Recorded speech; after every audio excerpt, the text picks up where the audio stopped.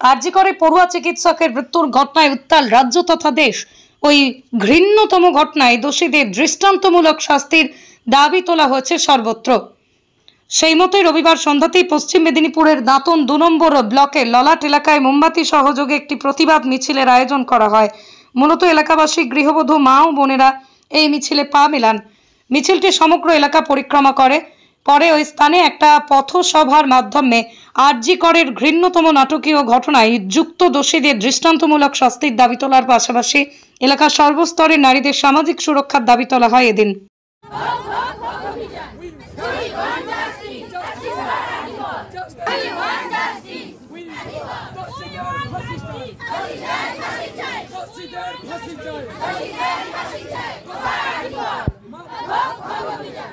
We want justice. Justice for Arjikor. We want justice.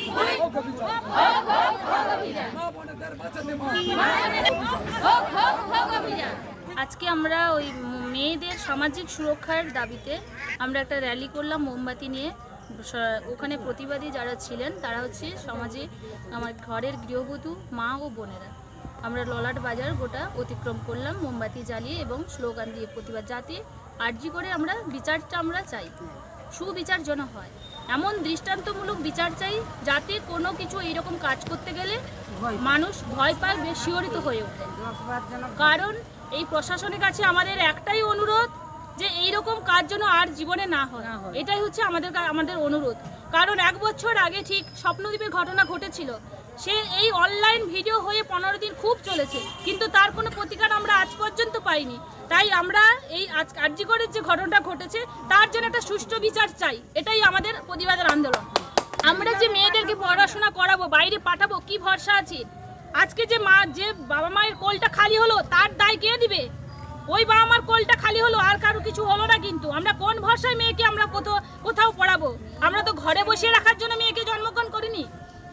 প্রত্যেকটা মেয়ে পড়াশোনা করবে, কারণ শিক্ষা চালু হয়েছিল কিসের জন্য?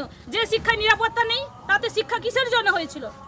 আমরা সেই বিচার করে সেটা নিয়েই আমরা প্রতিবাদ করছি। জানা যে স্বাধীন হয়েছে, কিন্তু মহিলারা স্বাধীন হয়নি, কারণ রাতে 12টার পরে বেরোতে গেলে রাস্তায় ভয় পেতে হয়, কিন্তু ছেলেরা সারা রাত ঘুরে বেরোলে ওদের কোনো ব্যাপার না। কিন্তু এই মেয়েদের জন্য এই সমাজের আমাদের স্বীকৃতি দিতেই হবে। এই সমাজকে কোনো সুরক্ষা দিয়েছে? এক বিন্দু নেই। মেয়েদের পদে পদে ভয় আছে, আর দোষীদের একদম ফাঁসি দিতেই হবে। সামাজিক সুরক্ষা যেন মেয়েদের থাকে, আমরা এই নিয়েই প্রতিবাদ করছি যে মেয়েদের রাস্তায় বেরোলে যেন তাদের নিরাপত্তা থাকে। বাবা মা যখন মেয়েকে বাইরে বেরোবে, মা বাবার যেন নিশ্চিন্ত থাকে যে আমার মেয়ে বাইরে গেছে, বাড়িতে আসবে, ভয়ে যেন না থাকতে হয় মেয়েদেরকে।